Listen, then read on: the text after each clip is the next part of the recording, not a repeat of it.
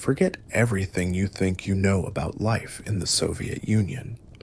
This isn't some Cold War caricature with spies in trench coats and gray skies hanging over lifeless cities.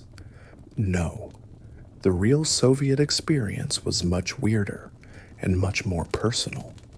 Imagine waking up not in your cozy bedroom, but in a freezing communal apartment in Leningrad, 1953. Stalin is gone, but his shadow still stretches across every hallway, every whisper behind closed doors. Your room? Just one of many in a crumbling flat shared with 7 other families. Privacy? Doesn't exist. Your bathroom? Also their bathroom? And your morning? It starts with a battle plan, because getting to the toilet before someone locks the door for 20 minutes is an act of tactical genius. The air bites at your skin as you pull yourself from under a pile of coats pretending to be a blanket. Your breath fogs the air, your socks are still damp from yesterday, and someone's already banging pots in the shared kitchen like it's their turn to own the silence. Welcome to your new reality.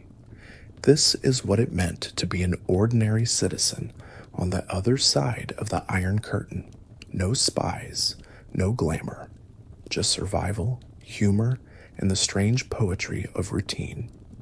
So fluff your pillow, get warm, and let me take you into the quiet chaos of daily life in the Soviet Union. Because once you step inside, you'll never look at your morning the same way again.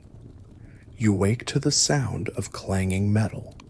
It's not an alarm clock, not a pleasant melody or soft radio buzz, but the dull, echoing noise of a pot hitting a stove in the kitchen you share with 7 other families.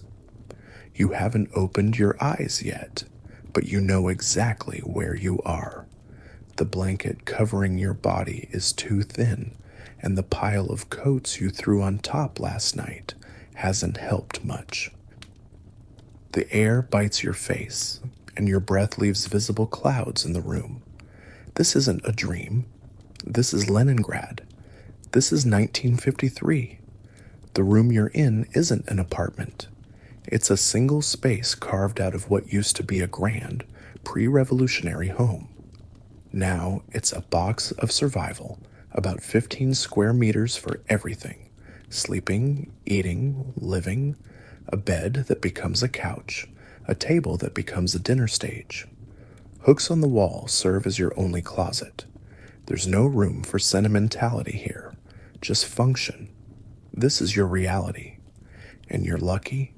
Some share their rooms with other families. Your family, at least, has this space to yourselves. You sit up, careful not to disturb the delicate balance of silence. The baby next door, just behind the thin wooden door, has been sleeping. One creak might unleash a crying spell, and then everyone will be wide awake. That's not how you want to start the morning. You reach for your towel, your wash kit, the essentials that never leave your personal bag, because if you forget even a toothbrush in the shared bathroom, it's as good as gone. You step into the hallway. The parquet floor was once elegant, built for an aristocrat who probably danced across it in silk slippers. Now it's worn, scratched by boots and time. The single bulb overhead casts a yellowish light over the long corridor. The wallpaper peels and strips, revealing patterns from decades ago, layers of Soviet history stacked on a wall. Ahead, the bathroom door is closed. That's bad news.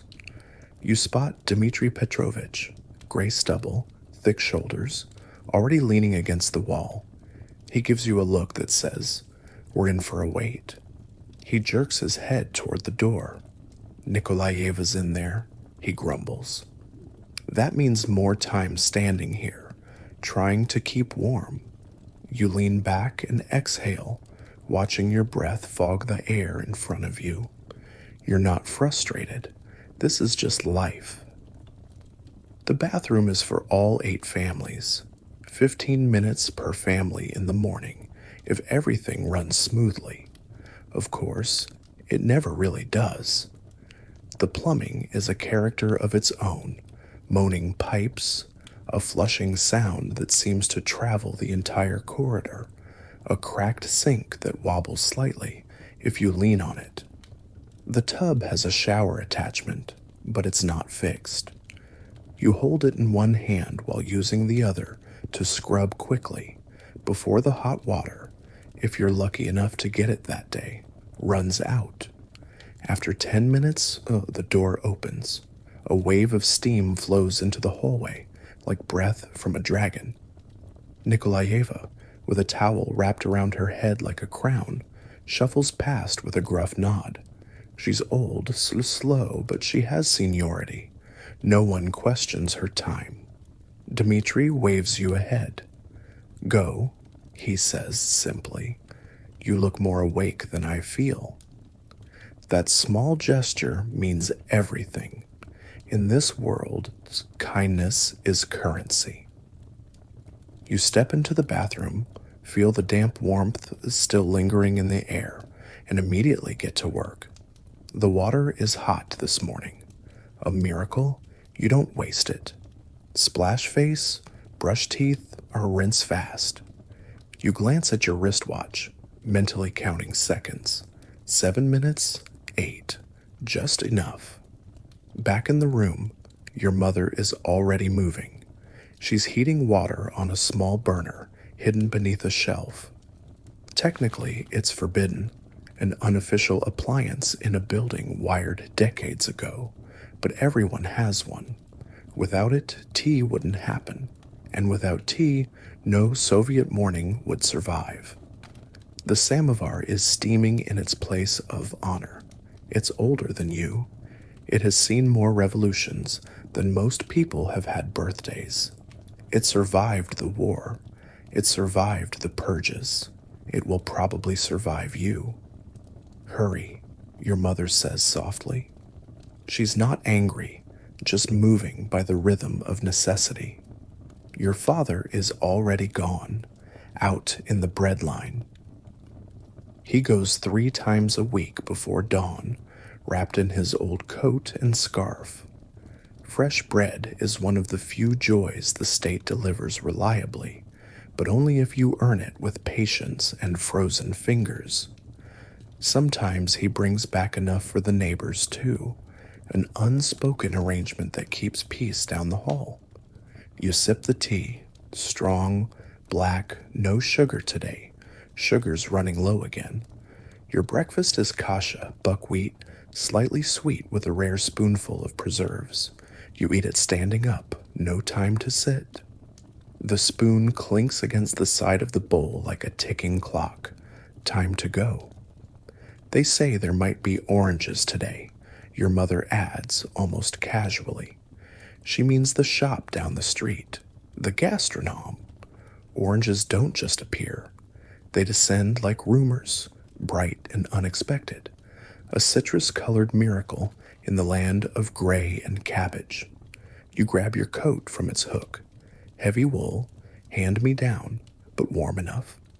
Your shoes are dry, another quiet blessing. You check yourself in the tiny mirror by the door. Presentable, not fashionable, not modern, just acceptable. That's what matters. Then you open the door, step into the stairwell. It smells like tobacco, boiled cabbage, and something hard to describe. Age, perhaps. The elevator hasn't worked in years, so you walk down 5 floors. Your steps echo as you descend, each one a slow farewell to the warmth behind you. Outside, the air cuts through you instantly. October in Leningrad doesn't ask permission. The sky above is a ceiling of wet concrete. Rain, or something like it, falls steadily, not enough to be called a storm, but enough to make everything damp, including your mood. You pull your collar up and head for the tram stop. The day has begun, and you're already late. The hallway still hums with footsteps and half-whispered curses. The bathroom door creaks shut again, this time behind your younger neighbor, Sergei, a boy who somehow manages to take longer showers than people twice his size. You glance at your watch, another 15 minutes gone. You lean against the wall, shifting your weight from one foot to the other, trying to keep warm without making a sound. No one speaks much in the mornings, especially here. Everyone knows the stakes. Timing is everything. Wake up too early, and you risk freezing your fingertips on the faucet. Too late, and you're doomed to an endless queue while your workday schedule unravels before your eyes. Some neighbors keep notebooks, silent, passive-aggressive schedules posted near the kitchen doorway with penciled-in time blocks. Others rely on instinct and years of grudging habit. Everyone pretends there's an order to it, but in truth, the mornings are a war zone of routine. Behind each door is someone waiting, someone timing their move, someone annoyed that you're ahead of them. And yet, somehow, society doesn't collapse. You hear the flush and step forward instinctively, but then you hesitate. Is it polite to rush the door? Is Sergei actually finished, or just switching from bath to shave? You wait. In these narrow, wallpapered trenches of Soviet life, hesitation is both survival and strategy. One wrong move, and you're the one the whole floor glares at for the rest of the week. Finally, the door opens, and Sergei emerges, his hair damp and unruly, towel slung over his shoulder like a soldier's rifle. He nods quickly, avoiding eye contact. No words are exchanged.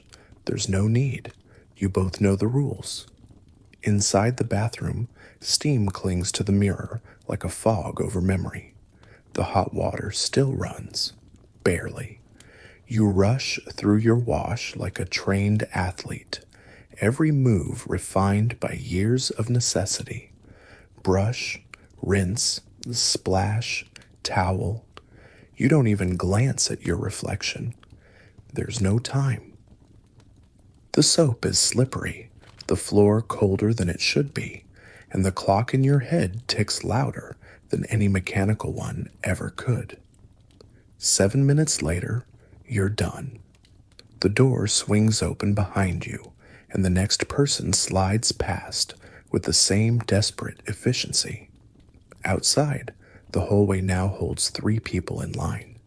You give a tight-lipped smile to the next in line, a silent apology for taking slightly too long.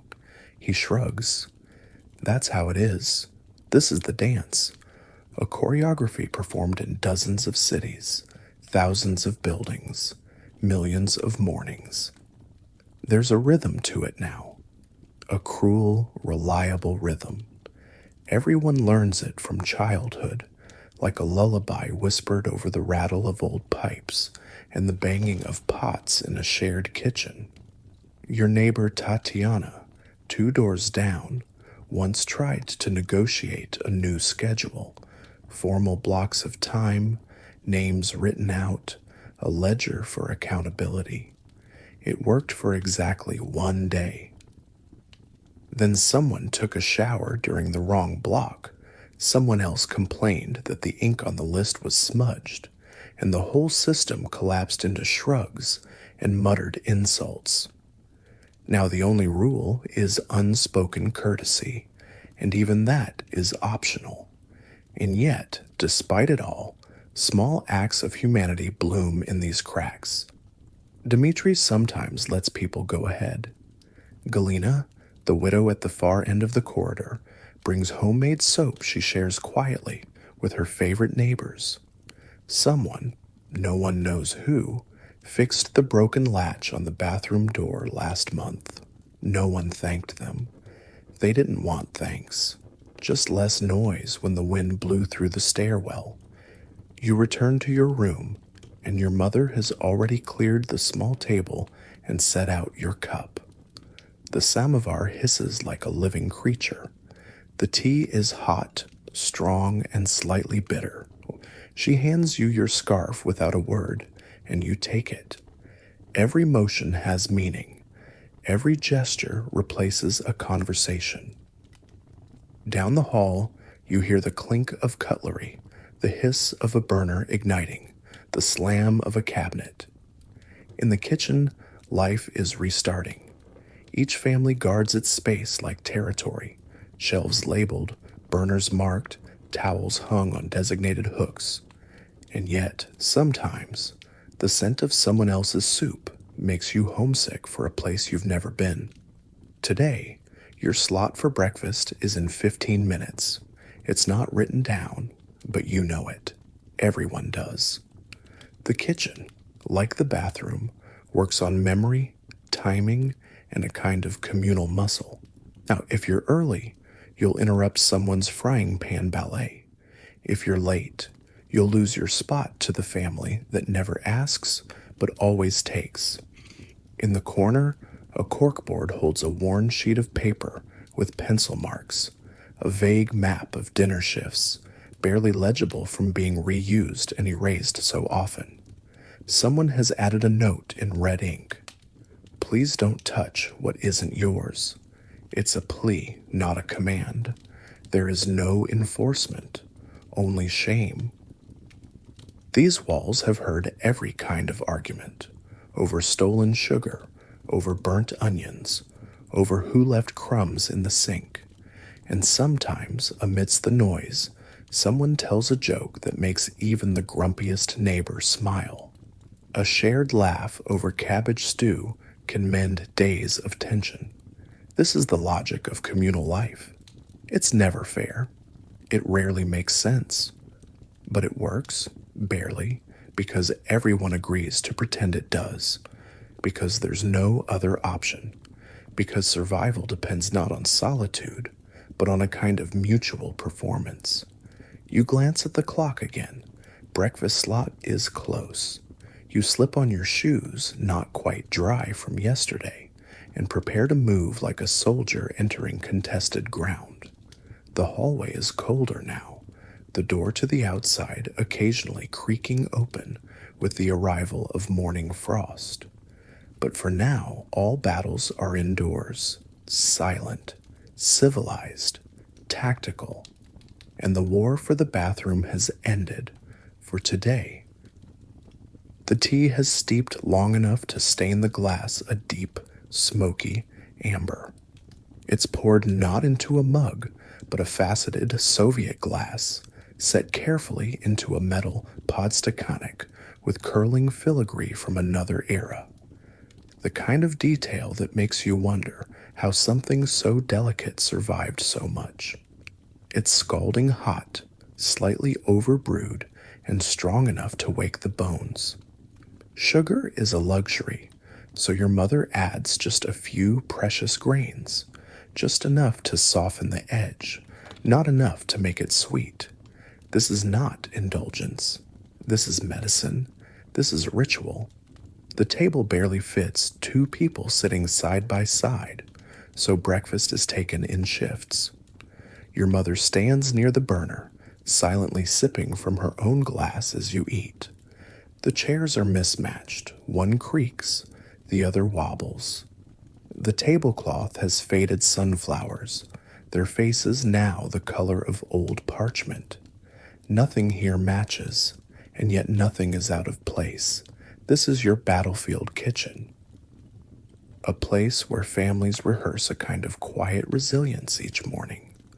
Your bowl holds kasha, a thick buckwheat porridge, nutritious, efficient, and deeply tied to the rhythm of Soviet life. There's a spoonful of jam on top, not from a store, but from a jar sealed last summer by your aunt in a dacha far outside the city. It tastes like sunshine in a season where the sky remains the color of concrete for months on end. You eat quickly, not because anyone tells you to, but because that's how mornings work. No lingering, no newspapers and eggs. This is a space of function, not leisure. Breakfast is energy, fuel for the walk, the tram, the shift. You finish your tea, still too hot, but you drink it anyway. Letting it burn your throat just a little is oddly satisfying. It makes you feel ready. Outside, your father is already gone, long before first light. He left with the same silence he always keeps during the early hours, only the click of the door latch betraying his departure. His mission is known. 3 times a week, he wakes before the city does, wraps himself in his old military coat, and walks through the mist to join a line that coils outside the local bakery. The target, bread. Not just for your family, but for the neighbors as well. Fresh bread is a currency in its own right. Not the soft, golden loaves of the Western imagination, but dense bricks of rye, sliced only at home, each slab as heavy as it is vital. The state ensures it's available, even affordable, but never plentiful. You get it if you're early, if you're determined, if you're used to waiting. There is an unwritten rotation among the families in your hallway. On Mondays, Wednesdays, and Saturdays, your father goes. On the other days, Mr. Knyazov from 2 doors down takes his turn. They don't speak about it much, never wrote it down, but it works. A quiet, tactical alliance between 2 tired men who understand the meaning of mutual survival.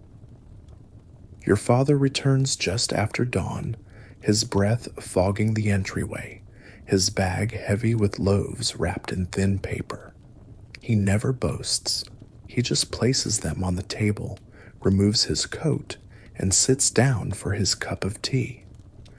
He'll never say it, but you see the pride in his eyes. He's done his part. He's fed the house. Sometimes there are rolls, soft, slightly sweet, a rare variation.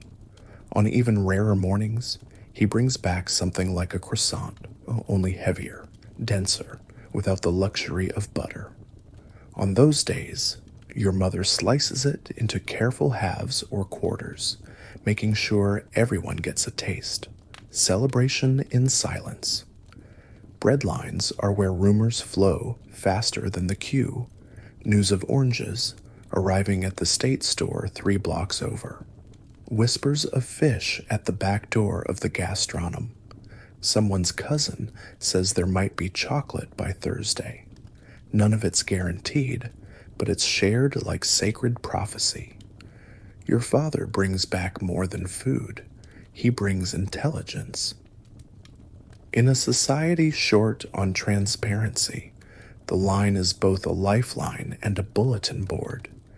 The samovar in your kitchen hisses again, a gentle reminder that time is moving. It's not just a kettle, it's the heart of the room. A survivor from another time, perhaps passed down from your grandmother. Somehow it outlived wars, regime changes, and gas shortages. It gleams faintly in the dim light, its ornate sides still catching glints of brass despite years of wear. The tap squeaks slightly when you pour, but you know the angle to avoid splashing. Every household with a samovar knows these details. It's more than a tool, it's memory made metal. This moment, tea, bread, kasha, is repeated in millions of kitchens across the Union, a shared rhythm across 11 time zones. And yet, each instance is deeply personal. The slight variations, the patterns of silence, the stories etched into teacups and chairs.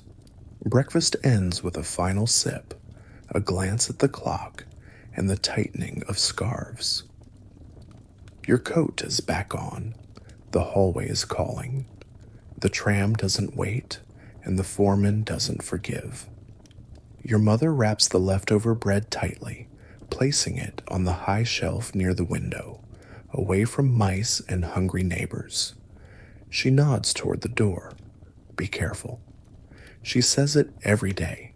It means everything. It means stay warm, keep your head down, do your job, and come home in one piece. You step back into the hallway. It smells of cabbage and coal and toothpaste. Someone laughs behind a closed door. Somewhere, a radio plays faint music, maybe a folk song, maybe a speech. The city is waking, and so are you, fueled by tea, warmed by routine, armed with patience and bread. And so another day begins. The kitchen door sticks as you push it open with your shoulder, the handle long since broken and replaced with a metal hook that swings awkwardly when you enter. Inside, the air is a dense mix of boiling cabbage, burnt onions, and something faintly metallic, perhaps from the exposed gas lines crisscrossing the ceiling like veins. The window is cracked to let out the steam, but the pane is so fogged up that it barely makes a difference. In here, time feels thicker, like the soup perpetually simmering on the stove. 8 families, 1 kitchen. The math is simple, the logistics anything but. Each wall bears the marks of multiple culinary campaigns, grease stains, peeled paint, handwritten labels in pencil or nail polish.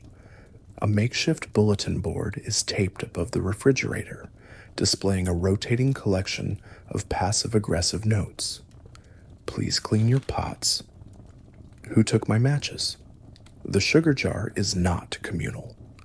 The handwriting changes, but the tone remains, firm, tired, resigned. Your family's space is in the corner, 2 shelves in the cabinet, one side of the pantry, and a section of the refrigerator that you've marked with red tape. The tape is there for a reason. One time, someone borrowed a piece of sausage by mistake, and that led to a shouting match that echoed through the stairwell for days. Now, everything is marked, sometimes twice. The refrigerator groans when you open it. It's older than you are, probably imported from East Germany in the 60s. It wheezes like it's giving birth to cold air. Inside, a chipped jar of pickles, a bag of grayish potatoes, a bundle of dill wrapped in damp newspaper. These are treasures. You check your family's shelf, untouched for now. The stove, a Frankenstein monster of gas burners and rusted iron, sits in the center like a battlefield relic. Originally, it had 4 burners. Now there are 6. 2 families brought their own portable units, connecting makeshift valves with alarming confidence. There's no formal rotation, just a silent understanding. Watch, wait, claim. You wait. A woman from apartment 2 is frying eggs. You can tell because the smell is piercing. She's doing it on medium heat. Wise. High heat leads to burns and blackened pans. There's a crowd around her, her son watching with a spoon in his hand, a neighbor leaning in to borrow a lighter, a kettle whistling angrily in the background. The gas clicks off and back on again, and you hear the faint tisk of someone silently judging her timing. You take your place near your family's burner, setting your pot of water down with a thunk. There's no room to chop ingredients here, so your prep is already done. Everything diced and bagged in your room. You fish a match from your coat pocket, strike it on the wall, and light the burner. It flares up with a roar that always makes you flinch. You adjust it quickly, hoping not to draw attention. A flame too big makes you look careless. A flame too small, and you'll be cooking all day. A voice rises from the other end of the room. Who left the sink full again? It's the matriarch of apartment 5, gray-haired, apron-clad, voice like a factory siren. No one answers. Everyone looks busy. It's not personal. It never is. But her tone demands obedience, and within minutes, someone is draining the cold, greasy water, scrubbing the sink with a sponge that has seen better decades. You stir your soup in silence, eyes darting toward the clock. Dinner is still hours away, but early preparation guarantees stove time. The others move around you like ghosts, shuffling, muttering, occasionally brushing past with apologetic nods. No one stays longer than necessary. The kitchen is not a social space. It's a minefield of proximity and heat. Every so often, someone opens the drawer beneath the counter looking for knives. Most of them are gone, either stolen, claimed, or broken. One remains, its handle wrapped in tape. It's as dull as a spoon, but better than nothing. You bring your own, always. In the background, a radio crackles out news of another tractor factory exceeding its quota. No one listens.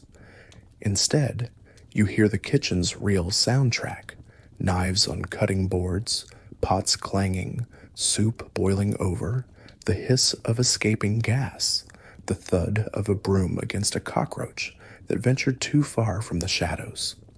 The smells shift every few minutes, layer upon layer: fried liver, burnt rice, fish, vinegar, potatoes. Some combinations are familiar, even comforting. Others turn your stomach, but you never comment. Everyone is doing their best with what little they have. There's a knock on the doorframe. It's the boy from apartment 7. He asks if he can borrow a tablespoon of oil.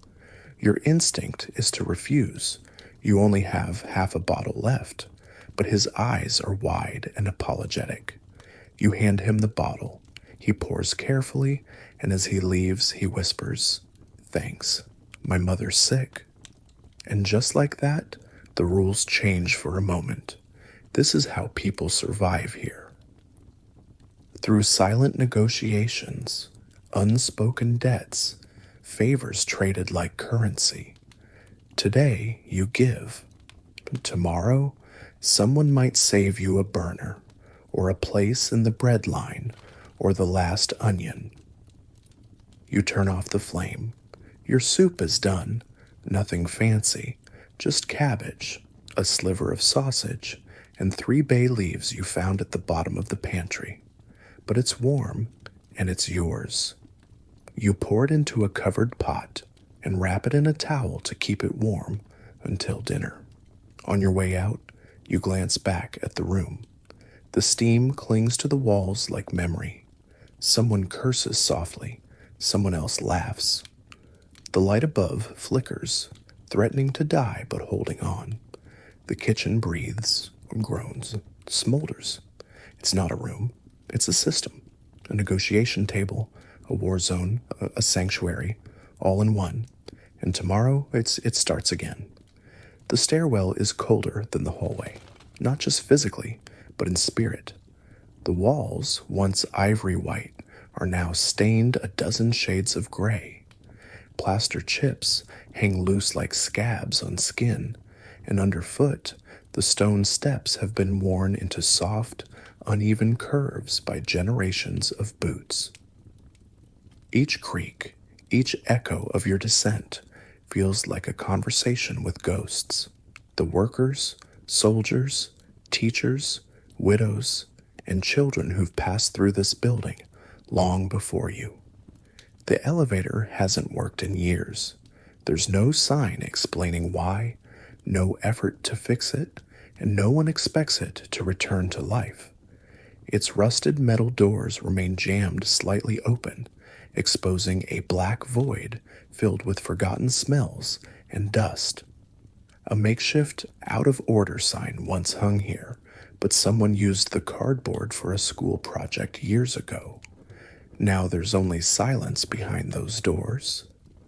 The stairwell carries its own fragrance, an odd blend of boiled cabbage, old tobacco, damp concrete, and the faint sweetness of laundry detergent diluted to stretch one bottle across 2 months. You breathe through your scarf as you reach the bottom floor, fingers wrapped tight around your bag. The air down here is sharper, unfiltered by carpets or closed doors. The front door groans as you push it open. Outside, the city greets you with indifference. Leningrad in October is not kind. The sky is the color of wet metal, and a light drizzle lingers perpetually in the air, neither rising to the drama of rain nor dissipating into dryness. The streets are slick with a mix of water, oil, and old leaves, and the buildings stretch above you like stone witnesses, their windows watching in silence. The sidewalk is crowded. People move quickly but without energy, like clock hands in thick syrup. Most are hunched against the wind, collars turned up, scarves wrapped high. No one smiles. No one makes eye contact. Not because of fear, not anymore, but because the city trains you to conserve everything, including emotion. You pass a woman dragging a child by the hand, both wearing coats too big, likely passed down twice already. A man in a fur hat mutters to himself as he walks, arms crossed behind his back. An old pensioner stands beneath a drain pipe, holding out a string bag as though expecting the sky to drop potatoes directly into it. You reach the tram stop. There's no shelter, just a metal sign with the faded route number and a pole stained from years of wet hands. Around it, a dozen people gather, standing in that uniquely Soviet formation. Not quite a line, not quite a circle. More a loose agreement that everyone knows who arrived when. No one speaks. The only sound is the rhythmic tap of shoes against the pavement and the occasional sniffle. The tram is late, but no one checks the time. You wait, that's all you can do. Across the street, a mural proclaims, "Glory to labor, success to the 5-year plan." The painted workers smile too brightly, sleeves rolled high, muscles straining as they harvest wheat under a golden sun. Behind them, tractors plow fertile fields, and smokestacks puff cheerfully into the sky. But in this real street, the only smoke comes from chimneys and tired breath, and the only tractors are fantasies for faraway farms. You glance at the others waiting beside you, the same people you see every morning. The girl in the green headscarf who always carries a satchel too large for her frame. The man with a limp and a welding kit strapped to his back. The grandmother who doesn't ride, but comes here to exchange rumors and return home again, as if touching the crowd keeps her part of the world. When the tram finally appears, it groans toward the stop with the resignation of an old animal. It's already full. You can see it through the fogged windows, shoulders pressed against shoulders, arms clutching bags, faces expressionless behind breath-smeared glass. The doors open with a metallic shudder, and a wave of warmth and damp humanity breathes out. No one complains.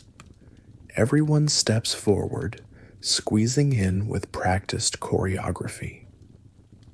You grip the icy metal rail and push inward, wedged between a factory worker and a student clutching blueprints. The doors close behind you with a hiss, and the tram lurches forward, pulling you into the pulse of the city. Outside the window, Leningrad slides past like a fading photograph. Pre-revolutionary mansions, once symbols of opulence, now carved into overcrowded communal flats, drift by, their facades cracked, their plaster flaking. Stalinist towers rise in defiant symmetry, adorned with hammer and sickle reliefs. Between them, brutalist blocks from Khrushchev's time hunch low, boxy, gray, interchangeable. You see a bakery with a line stretching around the corner. You see a kiosk with no products, only posters. You see school children in uniform marching in clusters toward their lessons, red scarves fluttering like flags of obedience. You hold the handrail with one hand, your bag in the other, your knees bent slightly to absorb the tram's sudden jerks. A man coughs, a baby cries. Somewhere, a radio plays faintly in someone's coat pocket, broadcasting a song about tractors, or dawn, or hope. This is the city's music, clanging wheels, dripping water, quiet feet. The sound of a society in motion, if not in progress. The tram rattles on. Each stop brings new faces. Each departure frees up a few square centimeters of breathing room. No one complains. No one thanks. It's all understood. You glance once more through the window. There, in a narrow alley, someone has painted a line of flowers on a brick wall. Clumsy, bright, fading. A quiet rebellion in color. Then the tram jerks again. Another stop. Another intake of people. The city continues. And so do you. The tram surges forward again, a heaving, shuddering beast made of steel and size. Inside, the press of bodies tightens, every breath shared, every movement negotiated without words. You find yourself angled slightly sideways, one shoulder wedged between a man with a briefcase and a woman in a quilted coat, her grocery bag digging into your thigh with each lurch. Her eyes don't meet yours. No one's do. There's no rudeness here, just survival. The silence is near total. Not the silence of peace, but the dense muffled quiet of containment. A single cough snaps through it, like a dropped plate. Somewhere behind you, someone whispers to a friend, and the words vanish instantly into the rhythm of wheels grinding against frozen tracks. Outside the window, Leningrad slides past in gray bands.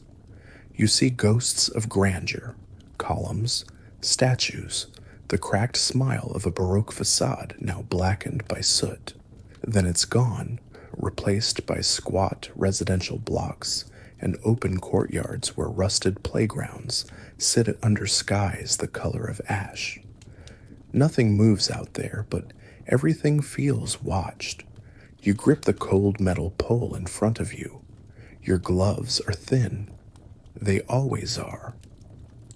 The tram jerks again, and your knee knocks against a stranger's. Neither of you react.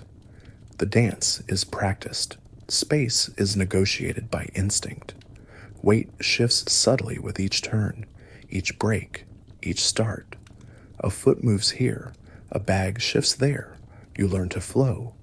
Each person in this tram is on the same mission: to arrive, to endure, to disappear into a day of obligation and repetition, then be released at dusk, only to do it all again tomorrow. It's not questioned, it just is. The woman with the grocery bag moves her elbow ever so slightly, allowing a little more room for your hip. You respond by angling your shoulder so she can adjust her coat. It's not kindness, it's not connection, it's choreography. Outside, a poster blurs by, bold red letters announcing an increase in tractor production. The image shows smiling workers holding wrenches aloft like torches. You've seen that poster every day for weeks. You no longer look at it, but your brain knows every detail. A strange intimacy with propaganda, like a roommate you never invited. The tram stops again with a heavy wheeze. The doors crack open and the cold rushes in, smelling of coal, wet wool, and distant smoke. A few people squeeze out, heads down, shoulders hunched, disappearing into alleys and gates. Their absence lets air back into your lungs. You shift slightly, grateful for the new space, even if it only lasts 2 stops. A boy no older than 12 boards, with a satchel twice his size. He slides into the tiny pocket of space you've left behind, clutches the pole with one mitten, and stares straight ahead. His cheeks are raw from the wind. He's not headed to school, you can tell. He's dressed for a factory shift. It's not unusual. Ahead, the factory district rises like a steel forest. Chimneys lean into the sky like half-spoken prayers, coughing black clouds that melt into the low ceiling above the city. You can already hear it, the hum of machinery, the clatter of trolleys on concrete, the faint whistle of steam valves being released. The tram slows. The crowd stiffens. This is the stop. You brace yourself. The doors open, and the crowd spills out like water through a broken dam.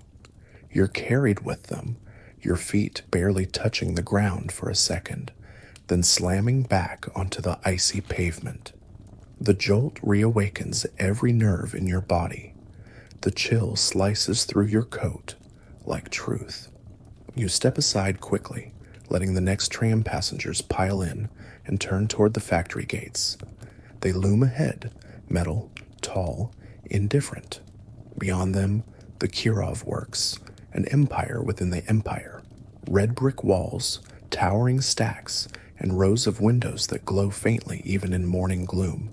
It's a world unto itself, a city of gears and steel. You join the line of workers funneling toward the entrance. No one speaks. ID cards flash briefly. The guard barely looks. He knows your face. He knows everyone's face. The gate clicks behind you. The tram ride is over. The city recedes. Oh, you've crossed the invisible line between one machine and another, and the next ritual begins. The Kirov Works isn't just a factory.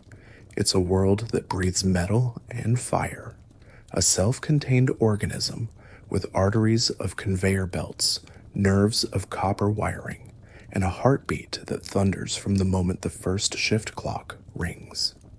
You step through its gates, and the city you left behind seems to vanish.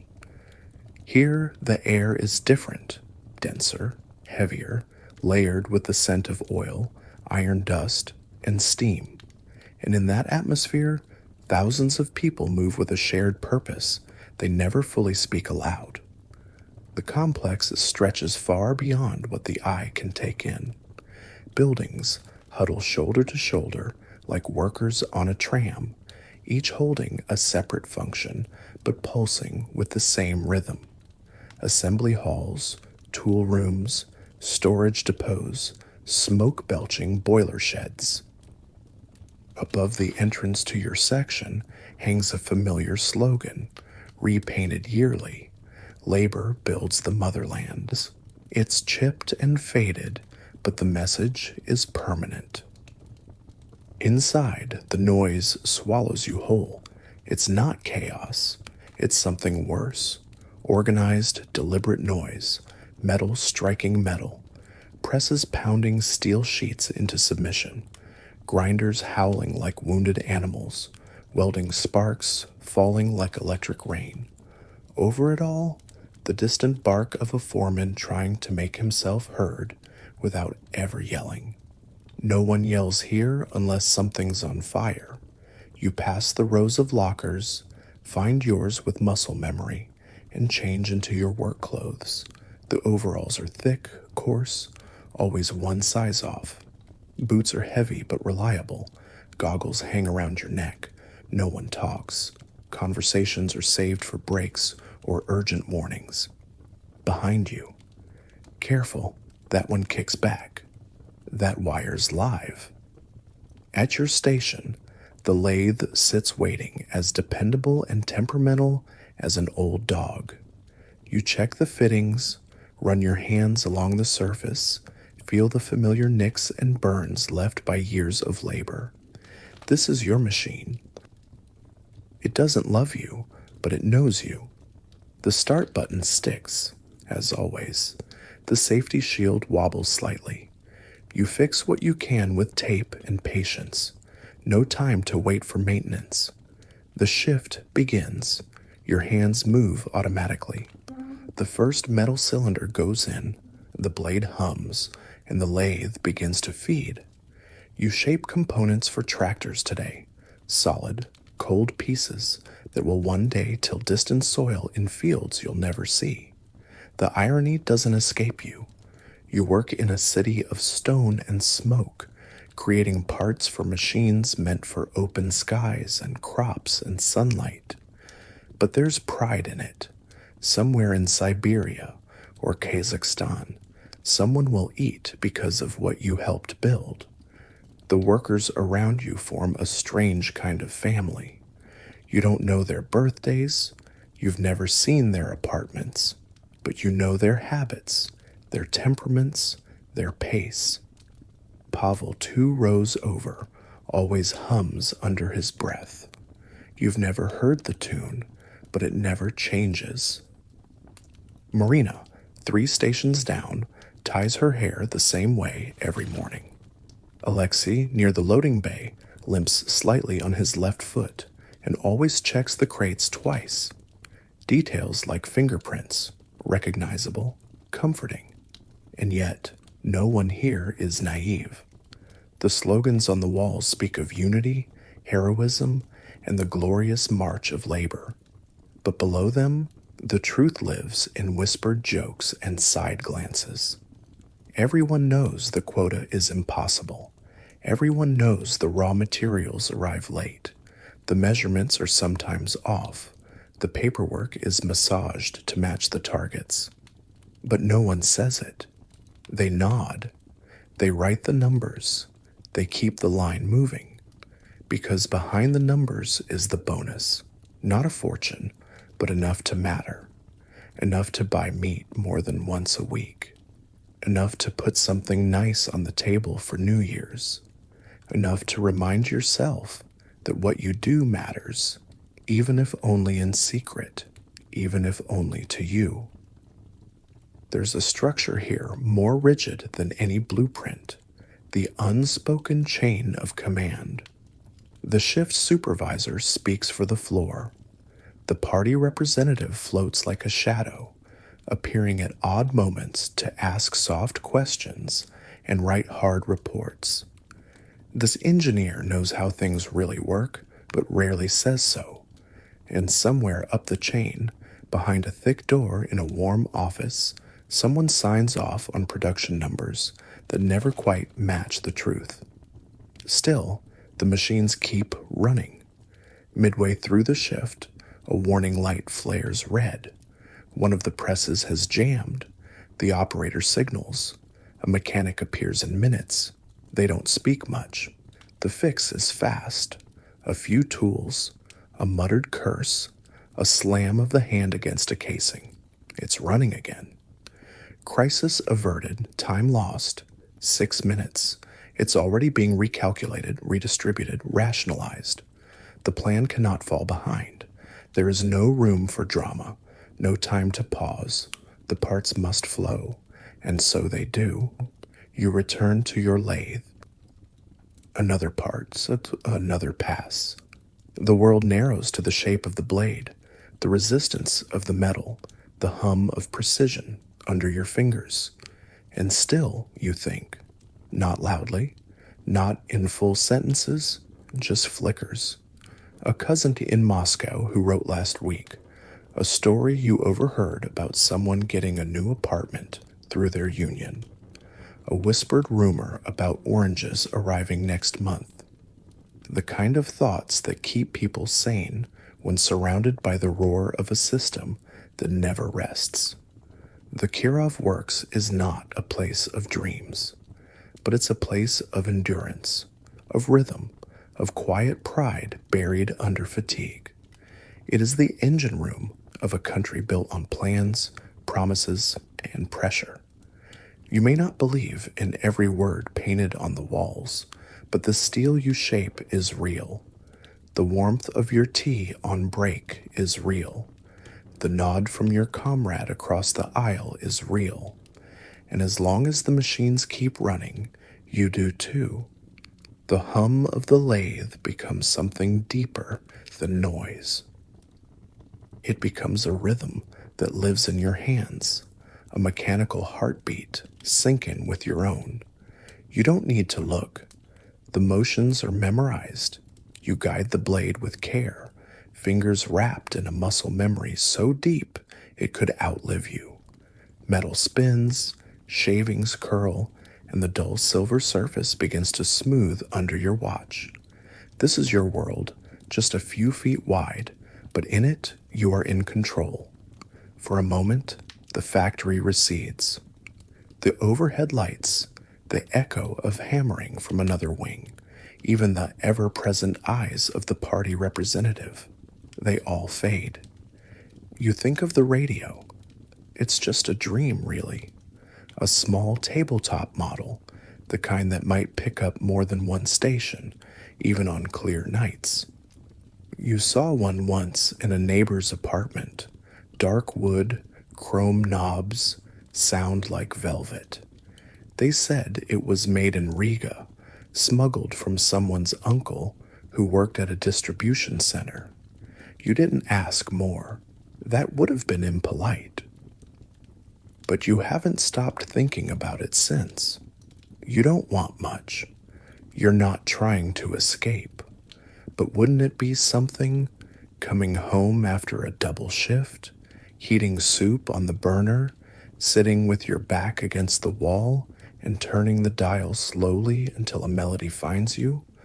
Just one song, a voice, a story that doesn't come from the daily loudspeakers or the stilted language of official broadcasts. Something different, something human. Your fingers twitch slightly, and the lathe jumps. You curse softly, adjust, recover. No damage done. Focus returns. Between parts, you glance around. The others are locked in their own repetitions. Pavel, across the aisle, smirks at something unseen. Maybe he's thinking about the card game from last night. Maybe he's remembering a joke someone told at break. Marina rolls her eyes at a tool that refuses to behave. She swats it like an insect and moves on. You exchange a glance and share a breath of laughter. It's enough. The moments between moments, those are where people still live. The first break comes like a door cracking open. 10 minutes, not enough to rest, not really, but enough to step outside, feel the cold on your face, light a cigarette, or sip the last of your tea from a thermos. You walk to the edge of the yard where the wall divides the factory from the city. Through a break in the bricks, you see smoke from a distant chimney curling into the gray. A sliver of sky breaks open, barely blue, but bluer than concrete. You hold your breath as if trying to inhale it. Someone says, "They're showing Ballad of a Soldier again this week." You nod. You've seen it before. You'll see it again. Not for the film, for the quiet theater, for sitting in the dark among strangers, feeling something, even if it's sadness. The whistle calls you back. Second shift begins, and the weight returns to your shoulders, but your thoughts don't vanish. They travel alongside your movements. You think about writing to your cousin in Gorky.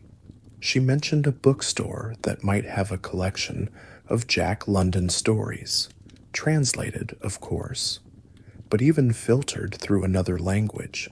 The idea of a man wrestling with snow and wolves and hunger feels closer than it should.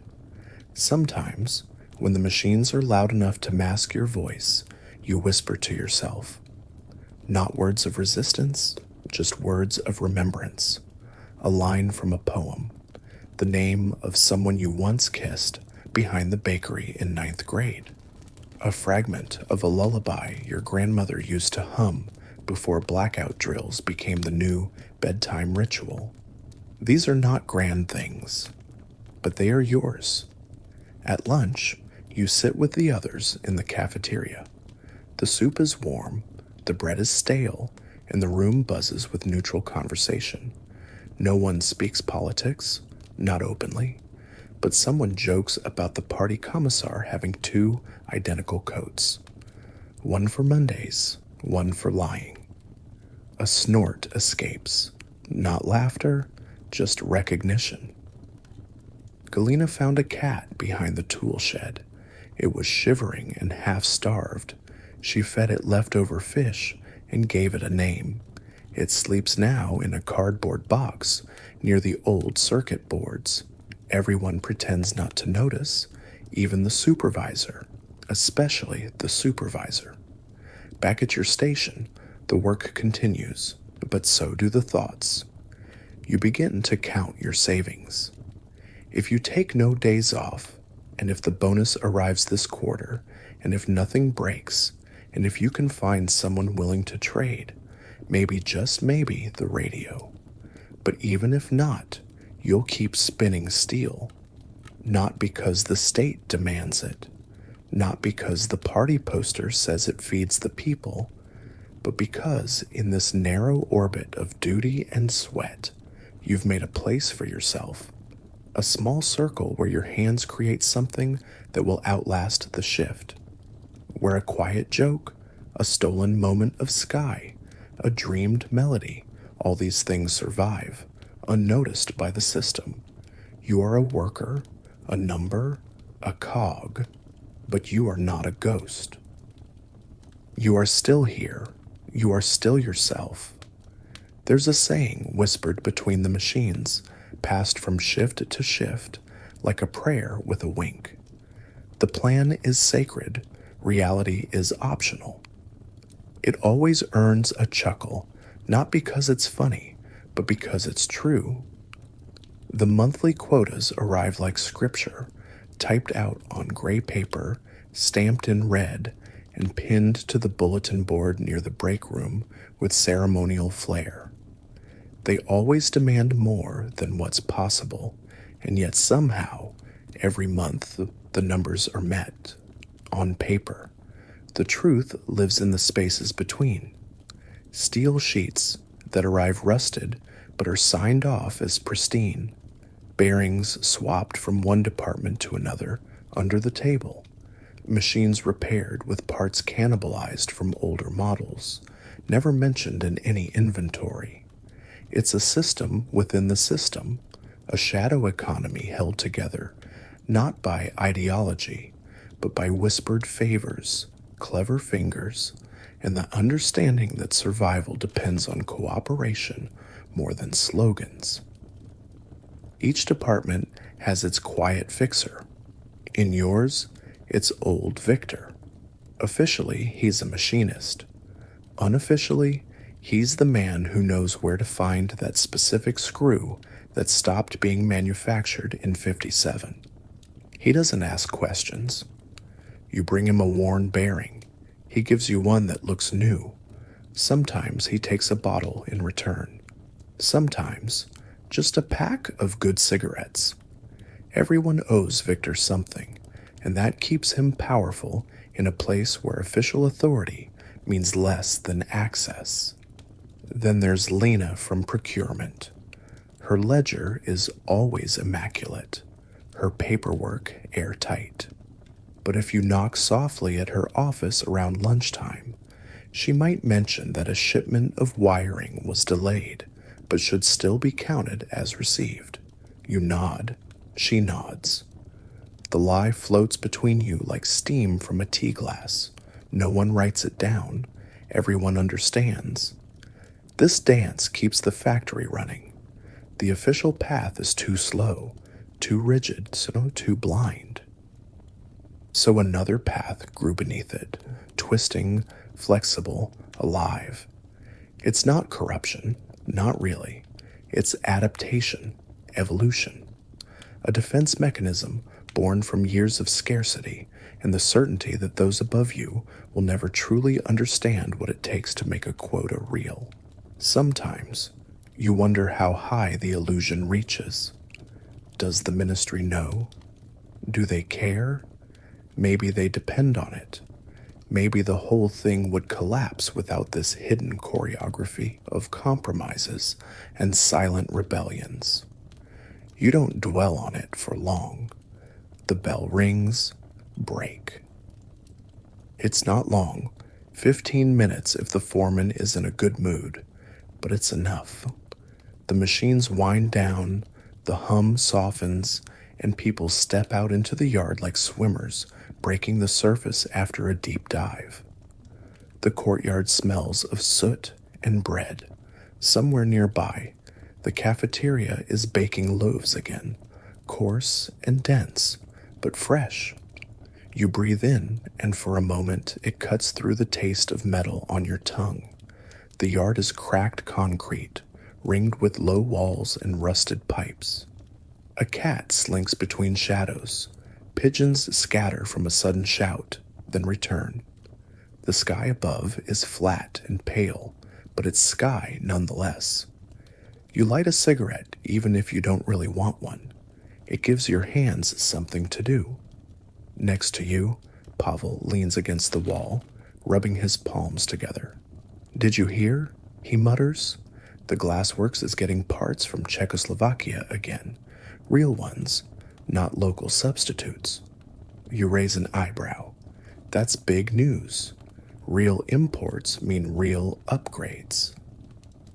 Maybe someone at your plant will know someone who knows someone. This is how information travels, laced into casual remarks, smuggled between drags of smoke and gulps of tea from chipped enamel mugs. Across the yard, a group gathers around a bench. They're not talking loudly, just enough to let meaning slip between words. No one says what they really think, but everyone listens. One man speaks of his son's school, the new history teacher who talks too fast and smiles too much. A woman mentions that the radio skipped yesterday, just before the news broadcast. "Technical issue," she says, and everyone nods. But the silence after that is heavy. Galina arrives with the cat, now wrapped in a scarf like a baby. She sits on the bench, pulls a bit of bread from her pocket, and feeds it piece by piece. No one says a word. It's understood that this break belongs to her as much as anyone. You sip your tea, lukewarm now, but still welcome. The enamel cup has a dent near the rim. You know it by touch. It came from your father's factory years ago. He used it on his brakes. Now it's yours. This is legacy. It's not medals or speeches, but a dented cup passed through time. The bell rings again. The moment shatters. Cigarettes are stomped out. Mugs tucked into coat pockets. The cat disappears into the pipes. You take one last look at the sky, just to remember that it exists, and then you return to the noise, to the numbers, to the illusion. But for 15 minutes, you remembered what it felt like to breathe. The years shift quietly, like a tram sliding from one track to the next. The calendar now reads 1962, but the rhythm of factory life feels unchanged. Machines still groan, boots still echo down concrete halls, and production quotas still arrive without warning or mercy. And yet, something is different. You wear a different uniform now. Your toolbox is gone, replaced by a clipboard. And on your chest, stitched into your jacket with tired thread, a new word appears: supervisor. You didn't ask for it. You didn't lobby or flatter or push. You just kept showing up, solving problems no one else could, finishing your shift with dignity even when your fingers bled. Someone noticed, then someone else nodded, and now you're here, not just part of the machine, but helping steer it. The new factory is on the outskirts of Moscow.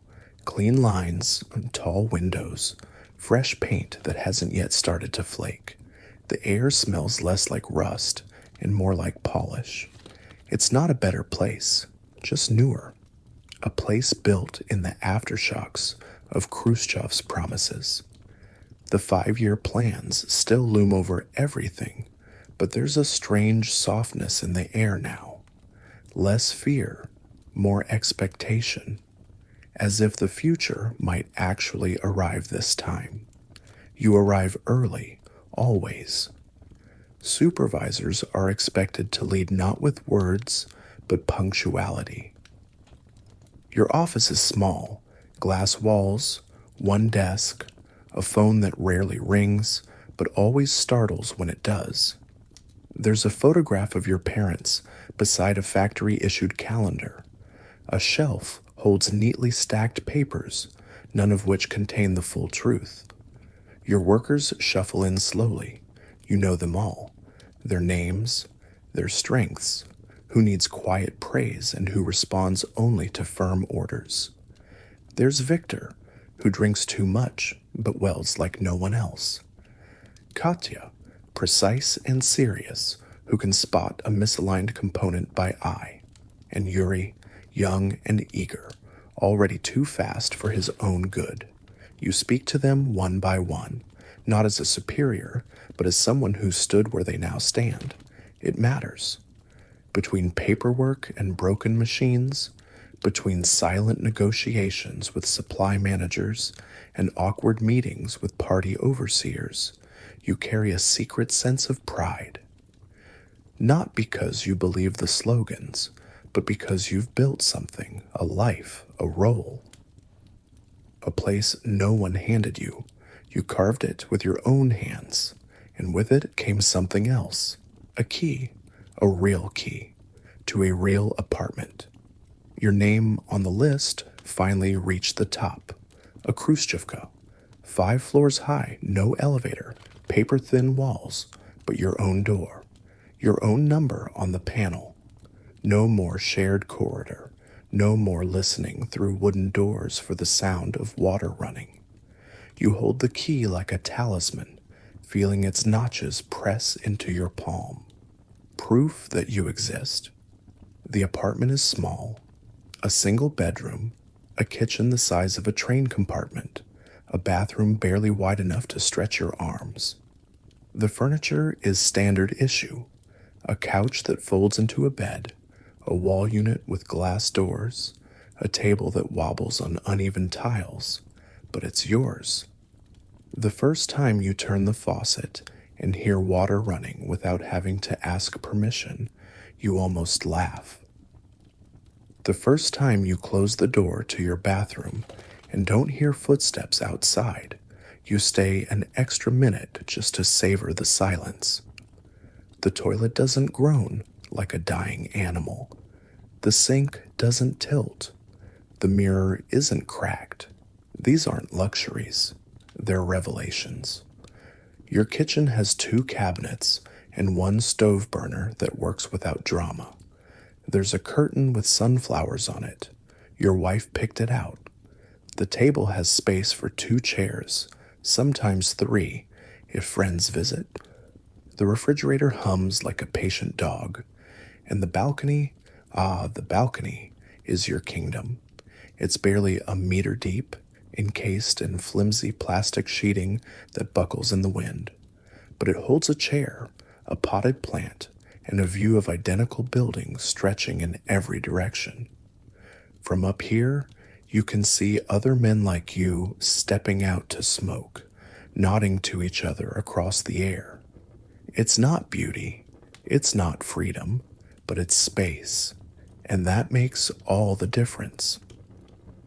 On Sundays, you take your tea out to the balcony. You sit in your chair, balancing a small plate on your knee, and listen to the city breathing, radios humming through open windows, children shouting in courtyards, the occasional bark of a dog whose breed no one can name. It is, in its own modest way, peace. You've begun collecting books, a few volumes of Pushkin, a worn copy of Gorky, a technical manual you don't really need, but like to pretend you still use. Your wife lines the shelves with lace doilies. She plays records on the small gramophone in the corner. Some evenings, when the breeze is right, the neighbor above you plays violin, clumsily but sincerely. There are still problems. The building creaks when it's cold. The paint is already peeling in the bathroom. The neighbors argue too loudly. And sometimes, when you sit in the dark, the walls feel too thin, the air too still, the future too uncertain. But then you remember the hallway you used to share with 7 families. The toilet queue, the whispers, the cold tiles under your bare feet in the dark. And you rise, refill the kettle, and return to your table, because for the first time, you are not just part of the Soviet machine. You are a person with a key, a room, a chair, a door that closes, and behind it, a life that is finally, unmistakably, yours. The first time you step into the Moscow metro, it doesn't feel like entering a train station. It feels like stepping into a palace, the kind that only exists in paintings, ornate ceilings arched like cathedrals, marble floors polished to a mirror shine, walls inlaid with mosaics that shimmer under the light of crystal chandeliers, chandeliers underground. It takes your breath away for a moment, not because it's beautiful, though it is, but because it's so out of place. You blink, and the crowd presses forward, pushing you along. Everyone else walks as if they don't see it. They don't pause to look at the bronze statues or the gilded hammer and sickle emblems. They've seen them too many times. For them, it's just another Tuesday morning. But for you, still new to Moscow, the surreal contrast between your modest Khrushchevka and this underground cathedral of labor is jarring. A marble plaque reads, "Built in honor of the Soviet people." Above it, a mosaic shows a soldier handing a rifle to a worker, both bathed in golden light. Another hallway stretches to your left, lined with arches as perfect and repetitive as a dream. The echo of footsteps clicks through the vaults, like applause in an empty theater. You descend to the platform. It's spotless. Even the benches look polished. A cleaner passes by, mop in hand, moving like a dancer in this underground ritual. Music plays faintly. Military marches, classical arrangements, the occasional folk song glorifying harvests and steel. No advertisements. Only posters declaring the success of the 5-year plan or urging solidarity between workers of the world. The train arrives with a whoosh of air. The doors open and people flood in with machine precision. Inside, the lighting is softer, the walls metallic but clean, the seats rigid and brown. There's no conversation. A few people read books or hold folded newspapers. Most just stare forward, faces blank, eyes fixed on nothing. You take a seat and the train glides forward. Station after station flows by, each a variation on the same theme. Power carved in stone. One has stained glass windows, glowing with heroic images of scientists and farmers. Another features carvings of Lenin's speeches etched into the walls. There are columns shaped like wheat stalks, lamps that look like upside-down rockets, murals of smiling astronauts floating toward the stars. It's propaganda, yes, but it's gorgeous propaganda. That's what disorients you. In the factory, you're told over and over that the worker is the hero, that labor is sacred, that the Soviet citizen is the foundation of a new, glorious future. And then you step into a place like this, built with a grandeur so unnecessary, so out of reach, it feels like being celebrated and ignored at the same time. You try to imagine the meetings, the discussions, The committees that approved chandeliers for a metro station. Not better machines, not more insulation, chandeliers. But you can't deny it. It's beautiful. And in a life where beauty is rationed like sugar, that matters. The train slows. A voice, soft and clipped, announces the next station. You rise with the others, moving toward the door. Your exit brings you up another set of escalators, endless metal stairs rolling into the sky. At the top, daylight pours in like a forgotten memory. You squint as you step into it, the city reappearing like a photograph developing in solution. For a moment, you feel elevated, not by the ideology, not by the speeches, but by the quiet marvel of what someone chose to build deep beneath the earth. You don't believe the slogans carved into the walls, but you believe in the hands that laid the stone. And when the tram above ground groans by, its sides streaked with rust, and its windows fogged from too many shoulders, you still feel the echo of the metro below you, the silence, the arches, the chandeliers. A dream buried underground, or a distraction dressed in marble. Either way, it's part of your journey now. The new factory breathes differently. It's cleaner, brighter, built after the war with a kind of optimism that still clings faintly to its tiled floors and broad windows. The machines are newer, some even imported. The walls bear fewer stains, the slogans are freshly stenciled, and the ceiling lights don't flicker as often. But beneath the surface, everything moves in rhythms you've known your entire working life.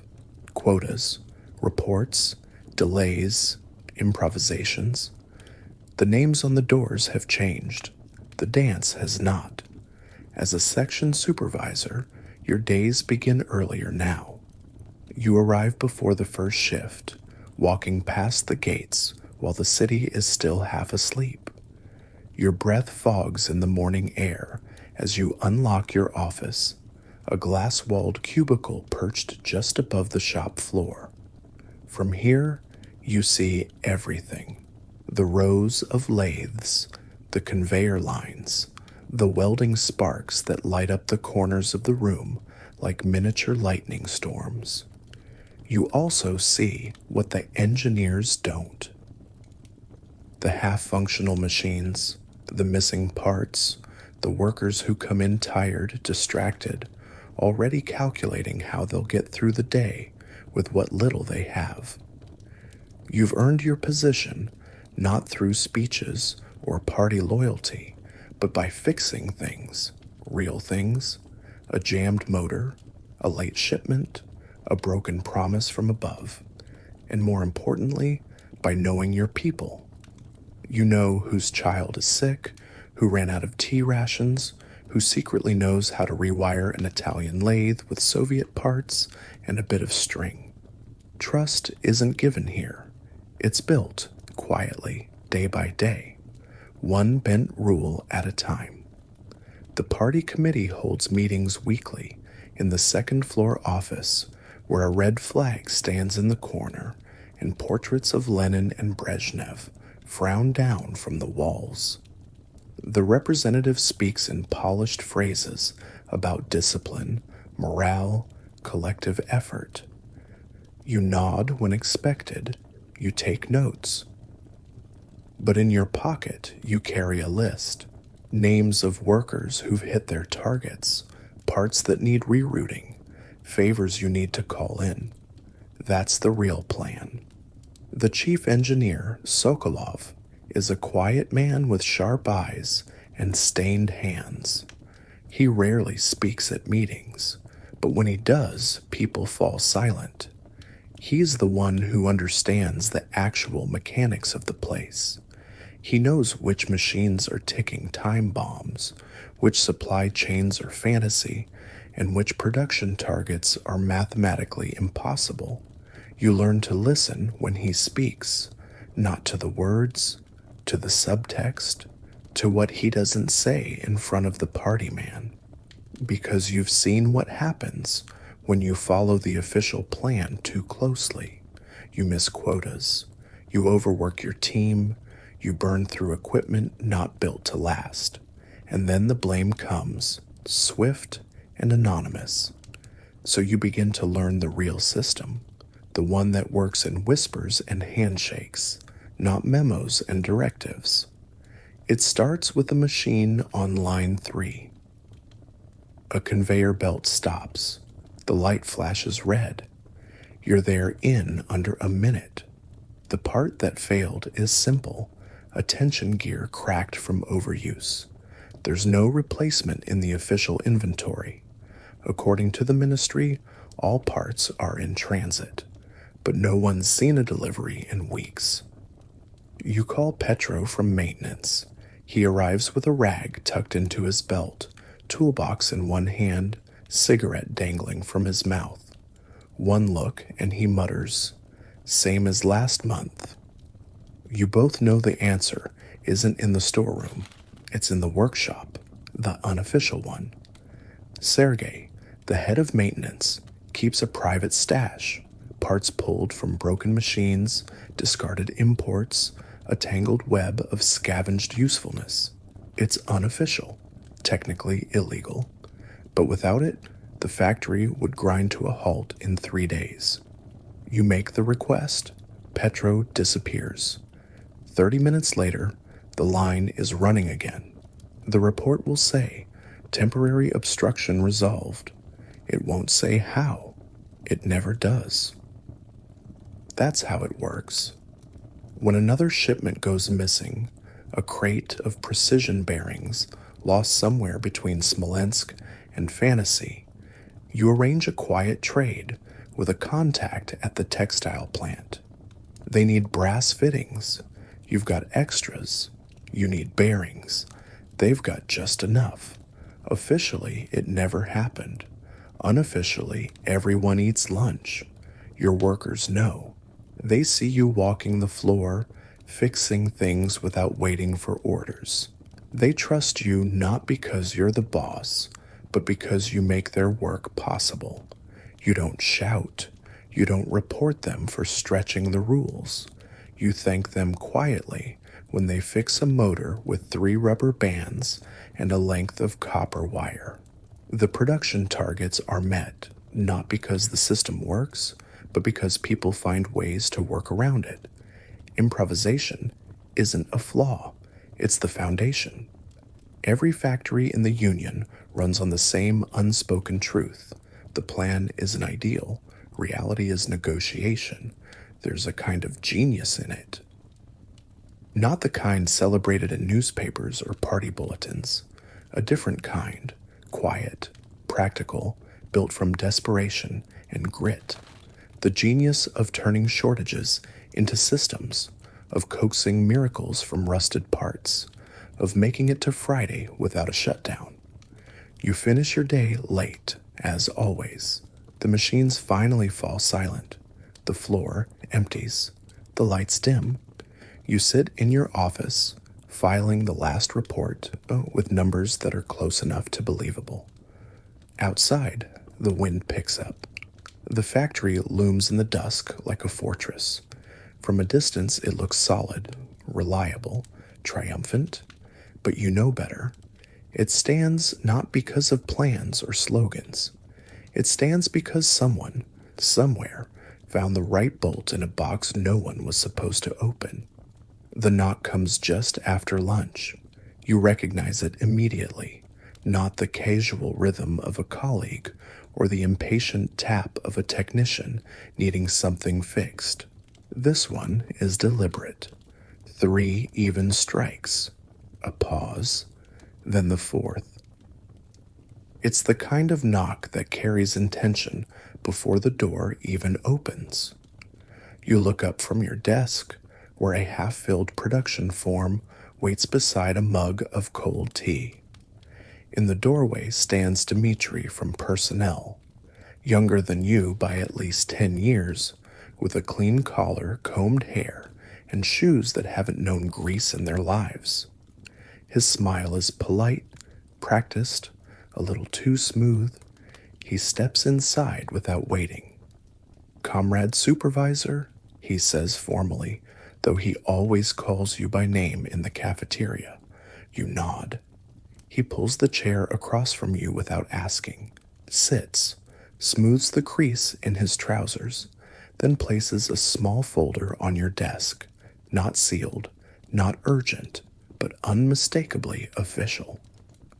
"We're reviewing candidates for the advanced training program," he says, as if discussing weather. Your eyes flick to the folder. You don't touch it. "This could lead," he continues, "to a position at the ministry level, engineering management, regional planning, even international representation." The words are sugar-coated. They taste like promotion, like travel, like rooms without peeling paint. But there's always something underneath. He leans in slightly. "Comrade Sokolov spoke very highly of your technical knowledge and your management under difficult constraints." A pause, then the turn. "Of course," he adds, "as you know, advancement at that level requires a broader commitment, not just skill, engagement." The word hovers in the air like smoke. Engagement. You've heard it before. You've used it yourself. In meetings, in evaluations, in speeches you didn't write. It means party lectures, voluntary cleanup days, leading technical innovation seminars with themes chosen by someone far from the shop floor. It means being seen at the right meetings, nodding at the right slogans, signing the right attendance sheets. It doesn't mean belief. It means performance. "I'm honored," you say carefully. "Who else is being considered?" Dmitri smiles. "We're still reviewing, but you're on the short list. Of course, the committee would appreciate a little more visibility. You haven't spoken at any of the recent political education sessions. Perhaps you could lead one next month." He pulls a leaflet from the folder. Suggested topic: innovation in service to socialist construction. Very fitting, don't you think? You take it without comment. The paper is thin, the kind that curls at the edges if you leave it too close to the radiator. The theme is familiar. So familiar, in fact, that you're sure you've already sat through 3 sessions just like it, each with different speakers, each saying the same thing in slightly different orders. But this one, you'd be delivering. You imagine yourself standing at the front of the room, dozens of eyes half-focused.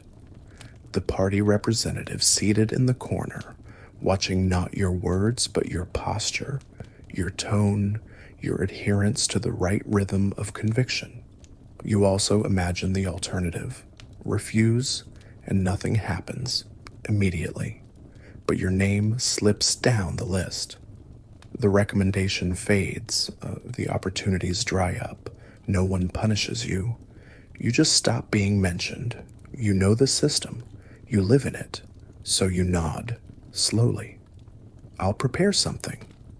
Dmitri beams, as if you've solved a personal dilemma of his. He stands, straightens his jacket, and leaves with a final pat on the folder. After he's gone, you sit in silence. The hum of the factory returns through the glass wall, grinding, clanging, the distant shout of a foreman. You pick up your pen and return to the production form, finish the numbers, then set it aside. Your fingers hover over the leaflet. You don't mind giving the lecture. You know the language. You know how to make it sound sincere. And maybe, just maybe, the promotion will mean something. A real office, access to resources, a way to help your section more directly. Maybe even a trip abroad if the rumors are true. But there's something else, a small, stubborn part of you that resists, because you remember the old men from your first factory, the ones who spoke little, worked hard, and watched you with quiet eyes as you grew into your role. None of them led lectures, but everyone listened when they spoke. Their authority came not from the party, but from presence, from skill, from consistency.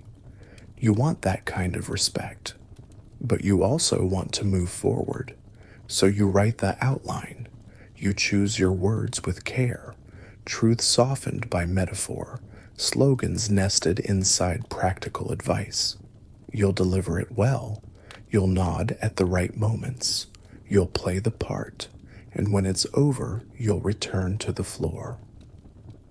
To the noise, the people, the real work. Because the system may demand your voice, but it doesn't yet own your silence. The end of the shift doesn't come like a relief. It comes like a negotiation. The factory doesn't fall quiet all at once. Machines wind down reluctantly, sputtering like tired lungs. The clatter slows, then halts, and the sudden silence is almost jarring. You step out of your office into the thick, warm air of the shop floor, clipboard in hand, expression neutral, eyes scanning faces that are too tired to pretend. Some workers begin cleaning their stations with mechanical gestures. Others lean silently against their machines, waiting for the final bell. They know what's coming, and so do you. The report, the numbers, the assessment, the quiet tension that fills the room every single day at this hour. You gather the sheets with production tallies, skim them without much faith. On paper, the shift nearly met its quota. In reality, it was a day of compromise, of borrowed parts, of one machine refusing to start and another clanging like it was protesting its own existence. You look up, faces meet yours with carefully managed detachment. These are not the wide-eyed hopefuls of some idealized workforce. These are men and women who know how the system works, who've learned when to speak, when to nod, and when to say nothing. You could tell them the numbers are fine. You could say it was a good shift, but they would know you were lying. Instead, you move between them slowly, stopping here and there, offering something smaller but far more real. A nod to Marina, who ran her station even after cutting her hand. A quiet word to Pavel, who kept the line moving despite the belt slipping half the day. A glance toward Alexei, who didn't fix the motor but kept it alive long enough to avoid disaster. These are not grand speeches, they're fragments. Good work. That was quick thinking. Thanks for pushing through. And they matter because in a place where most praise is performative, a genuine word is currency. You see it in the way their shoulders shift slightly, in the small size, in how a few stay behind to tidy up, not because they were told to, but because someone noticed. The party representative appears near the end, clipboard of his own tucked under one arm. He offers you the usual phrases. Collective discipline remains strong. Small delays to be reported. We expect continued improvements. You nod at the right moments. Say nothing extra. You've learned this dance. He doesn't ask about the broken parts or the missing shipment. He knows. But his job is to record stability, not reality.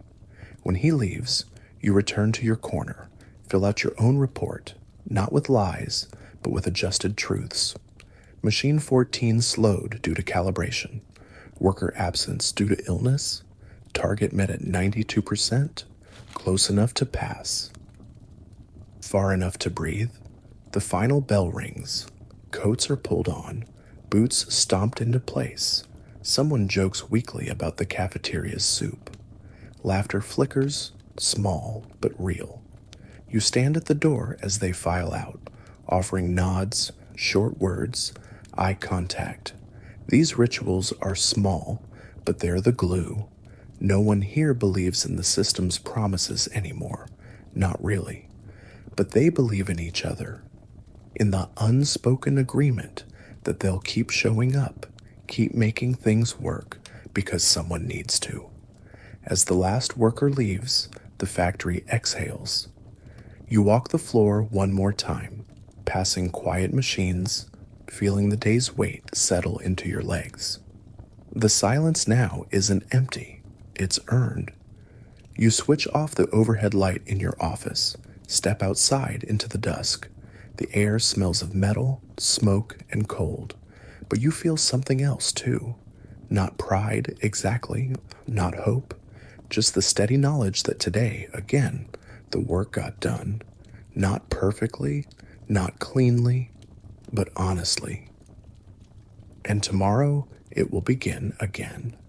The walk home isn't just a change of scenery, it's a shift between two worlds. You step out of the factory gates, and the air hits different, sharper, less saturated with oil and dust, though the scent still clings to your coat. The street is alive with movement, but not energy. People shuffle along the cracked sidewalks like shadows, wrapped in scarves and layers, heads bowed not from wind, but from the weight of habit. You join them, not because you have to, but because there's no other way to move through the city.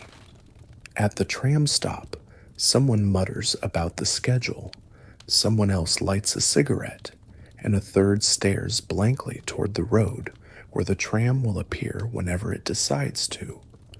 You watch windows light up one by one in the buildings around you, a silent countdown to evening. When the tram comes, it groans to a halt and opens its doors like it's doing everyone a personal favor. Inside, you grip the rail and rock with the motion, shoulder to shoulder with strangers who feel as familiar as furniture. No one speaks. A child whines softly. A babushka clutches a net bag with a loaf of bread inside like it's treasure. You exit near your block, a standard Khrushchevkas like hundreds of others, 5 floors tall, identical balconies, identical curtains, identical fates. You climb the stairs, still no elevator, and turn your key in the door. Inside, silence greets you first, then warmth, then the low hum of the refrigerator, the distant tick of the kitchen clock, the smell of cabbage stew left simmering. The walls are thin, so you can hear your neighbor's radio through the bathroom tiles, something about a government initiative to improve food distribution. You don't listen. You shed your coat, sit on the edge of the bed that doubles as a couch, and remove your boots with a sigh so automatic it barely registers.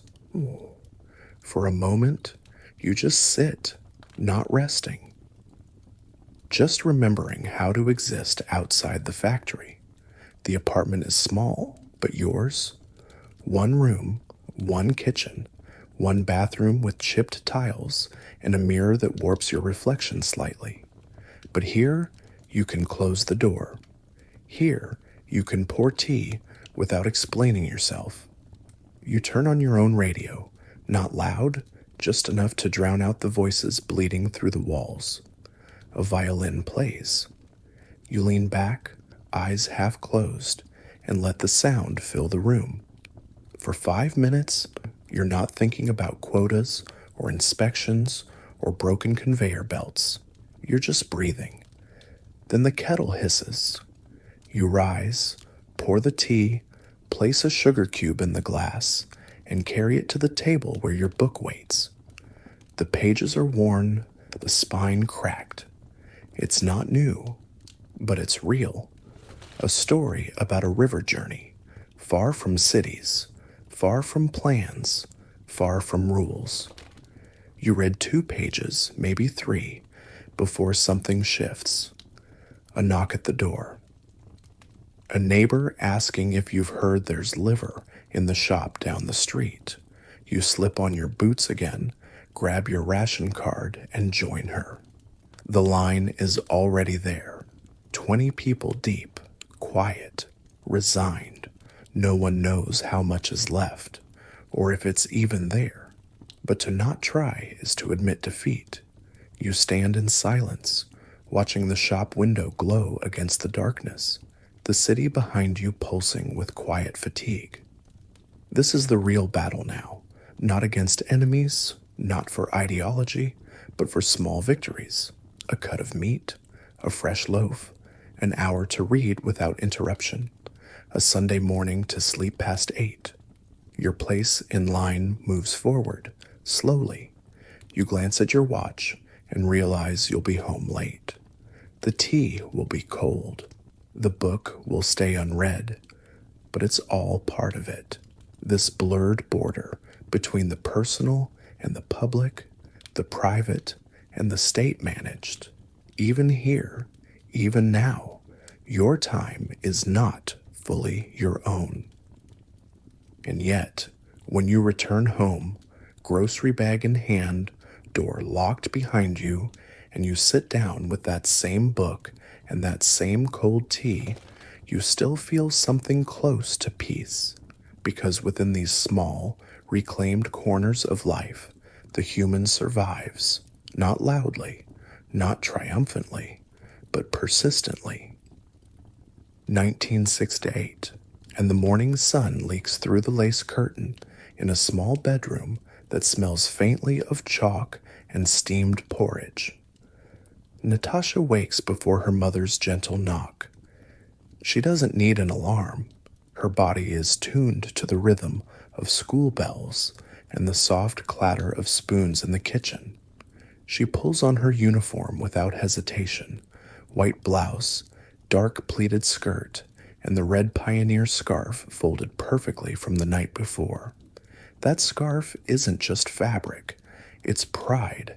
It's responsibility. It's a promise she barely understands, but already believes in. She brushes her hair in front of the mirror that distorts slightly at the edges, then checks her school bag a final time. Pen case, notebooks, arithmetic workbook with a plastic cover, and a folded note from her teacher reminding parents about Parents' Day. On the kitchen table, her bowl of semolina porridge steams quietly beside a glass of weak black tea sweetened with a sugar cube. Her mother, already in her dressing gown, kisses the top of her head, brushes a crumb off her sleeve, and tells her to eat quickly. The radio hums in the background with the morning news, something about harvest targets, a new housing project in Sverdlovsk, and a quote from the latest speech by Brezhnev. Natasha doesn't listen. She's thinking about her presentation today. She'll be reading aloud from a story about Pavlik Morozov, the boy who reported his father and became a symbol of loyalty. She doesn't fully grasp the meaning behind it, but she knows her teacher will smile if she reads it with clear diction. Outside, the city is waking in quiet choreography. Gray buildings stand shoulder to shoulder like soldiers, and the streets are filled with the shuffle of boots, the buzz of buses, the clatter of school bags against coat buttons.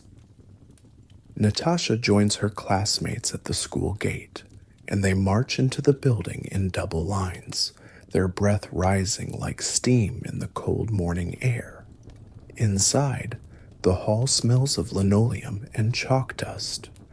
The walls are lined with portraits of cosmonauts and posters that say things like, "Be ready to work and defend the motherland."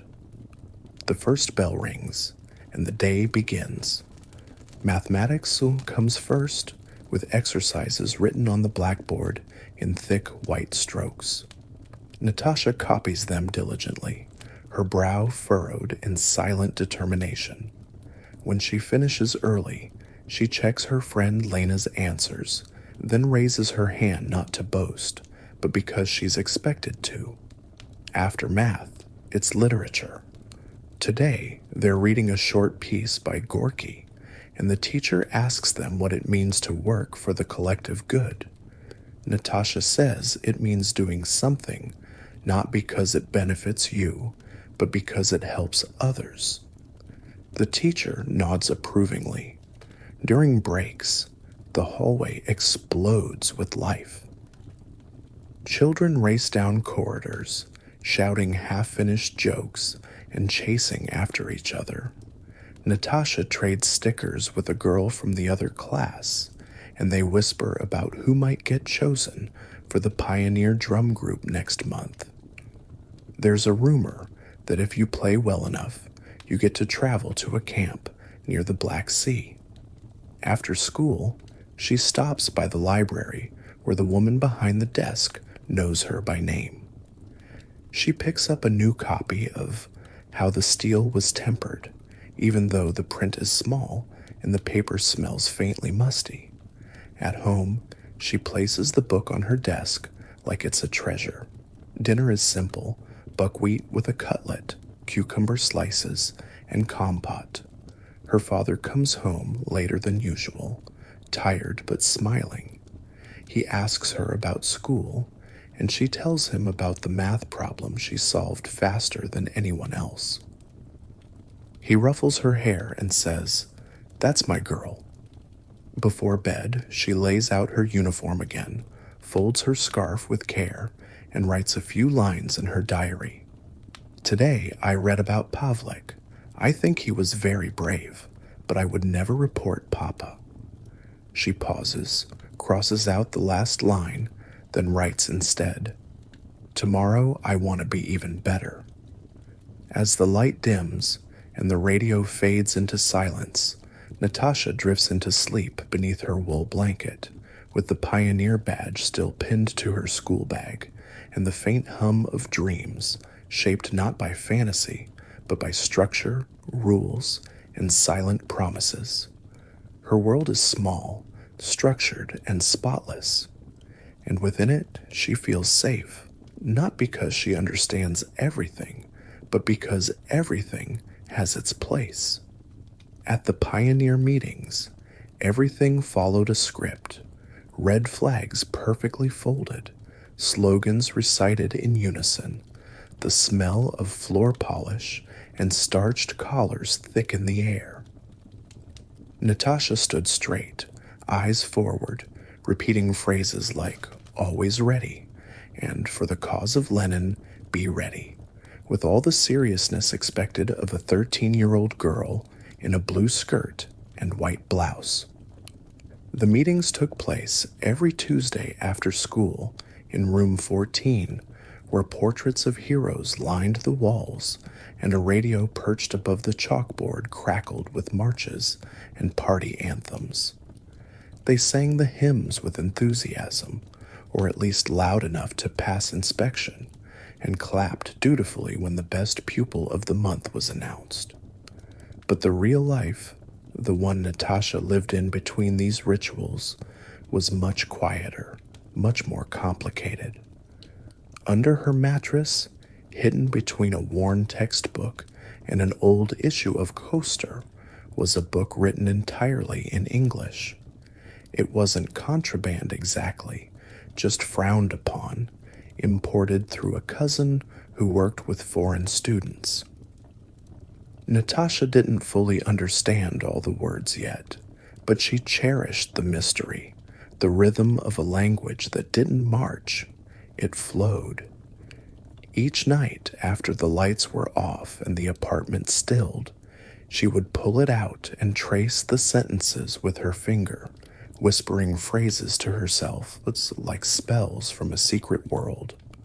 In school, the lessons stayed obedient. They were told that the future was theirs, that the party believed in youth, that Soviet science had no rivals.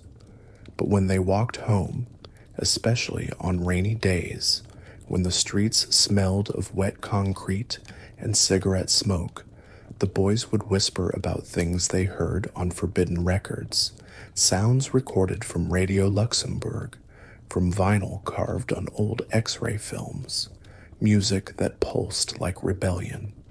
They didn't understand the lyrics, but they felt something shift in the rhythm. Natasha felt it too. She couldn't describe it, but it lived in the space between her pioneer badge and the lines of her hidden book. By the time Natasha reached high school, everything felt sharper, choices more defined, expectations heavier. The teachers asked not just what she liked, but what she planned to do for the motherland. Her grades were strong, especially in languages. Her essays were praised. The English teacher, a quiet woman with sharp eyes, took her aside after class one day and said, "You have a gift, use it." But when Natasha brought up the idea of studying languages at university, her class curator frowned. Linguistics is soft. The party needs engineers, builders, chemists, real work. Girls like you should go into technical sciences. And so the pressure began, not as force but as suggestion, polite but relentless. The Komsomol meetings became more pointed. They discussed plans, goals, and contributions to the state. Those who spoke of philosophy or art were gently redirected. The future was not about self, it was about structure. Still, Natasha found herself drifting between two identities. By day, she solved physics problems and presented diagrams of machinery with steady hands and appropriate reverence. But by night, in the dim light of her desk lamp, she translated lyrics from worn-out Beatles songs borrowed from an older boy who recorded them from someone who knew someone stationed near the border. The recordings were fuzzy, scratched onto old X-rays, the ghostly white images of ribs and lungs beneath the black grooves of music. She held them up to the light sometimes, marveling at how something so forbidden could look so beautiful. She never said much at Komsomol sessions, just enough to pass unnoticed. She wasn't rebellious, not openly. She still saluted the flag. She still sang the songs. But her thoughts, her real thoughts, stayed tucked between the pages of her notebook, written in half English, half code.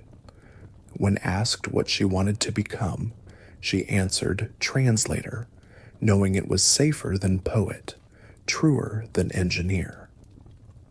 And when a counselor suggested she aim for a position that served the people more directly, she smiled politely and said, "Of course, comrade," because by now she had learned how to live in both worlds, the one that demanded allegiance and the one that whispered freedom in the space between songs. The apartment is small, but hers, and that alone feels like a revolution. Natasha now lives in a fifth-floor Khrushchevka with a view of the neighboring block, and if she leans far enough over the balcony, a sliver of the tram line that clatters past every morning. The furniture came in parts, a table inherited from her aunt, a bookshelf assembled with nails that never quite fit, a bed that creaks in rhythm with her dreams. But the radio works, the walls hold sound, and the record player spins like it holds the secret to something bigger than routine. Her life is now structured around a different kind of plan: the work shift, the tram schedule, the ration card. She works at a design bureau where the walls are painted in faded optimism and the phones never ring unless something's wrong. She's an engineer now, just like the Komsomol brochures suggested, but she finds poetry in diagrams and symmetry in circuits. Her desk is cluttered with blueprints, pens that run dry too soon, and a chipped ceramic mug that says excellence in labor. After work, the city changes tempo. The heavy rhythm of productivity dissolves into the softer hum of private moments. Natasha and her colleagues sometimes walk to a nearby cafe, a place with sticky tables, indifferent tea, and walls that sweat in summer. They talk not about quotas or meetings, but about films playing at the Dom Kino, about rumors of a new Czech director, about how the coffee tastes different since the last shipment. Someone pulls out a small bag of almonds bought at the back of a market stall for 3 times their price. They laugh, not because it's funny, but because small absurdities are now part of daily seasoning. Natasha collects vinyls, some officially released, most not. She's traded for them, bartered, sometimes even recorded them herself on bone records, thin slices of stolen anatomy turned into portals to another world. At night, she dims the lights, pulls the curtains, and lets Janis Joplin or the Rolling Stones fill the room like smoke. These aren't just songs, they're protest and prayer and permission. The state doesn't forbid them outright, but everyone knows to keep the volume low and the windows shut. She isn't rebelling, not exactly. She's just surviving tastefully, delicately, between the folds of permission and defiance. Some evenings begin with silence and end in contradictions. The day might end at 6, but the real hours start after the lock clicks behind her. She changes from her work blouse into a sweater too worn to wear in public, warms leftovers on the stove, buckwheat and pickled cucumbers, and turns on the television. A new comedy is playing, canned laughter echoing off the walls, but she leaves it on low while she slices bread and boils water for tea. Then the knock comes. A friend, 2 friends, maybe her cousin with a bottle of Georgian wine and a smile that says, "No one's watching tonight." They sit on the rug, plates balanced on knees, and talk about nothing until it becomes everything. Work gossip, dreams of travel, the strangeness of Hungarian fashion magazines, how someone heard that someone's brother brought back Levi's from Bulgaria. They laugh, they mimic radio announcers, they drift into serious questions and pull back before anyone says too much. A neighbor bangs on the wall. They lower their voices. Natasha plays a song from a bootleg tape, just once. Someone cries, not because of sadness, but because the moment is too fleeting to last. And yet it does. 1975 arrives not with fireworks, but with the rustle of paper calendars and the soft certainty that everything will stay exactly the same. The state calls it stability. The people call it what they need to. Natasha feels it like fog, not heavy, but constant. Her job doesn't change, her friends don't move, and the slogans don't even get rewritten anymore. The posters fade in the hallways, but she learns to see beauty in stillness, in rituals that don't need permission. She embroiders pillowcases, paints old jars into vases, folds tablecloths with military precision and romantic tenderness. Her world becomes a quiet resistance of order and softness. When she listens to music now, she doesn't imagine escape. She imagines continuity. Dreams grow smaller, but more stubborn. Maybe she won't live in Paris, but maybe she'll get a new apartment, one with a balcony that faces the sun. Maybe she'll write a book, just for herself. Maybe she'll adopt a dog. No one talks about change anymore, but no one gives up entirely either. And in the quiet, in the hum of the fridge, in the hiss of the samovar, in the scratchy pulse of bone records, a new kind of hope curls inward like steam. The world hasn't ended, it's simply paused. And that pause, heavy, warm, silent, isn't the end. It's just the middle.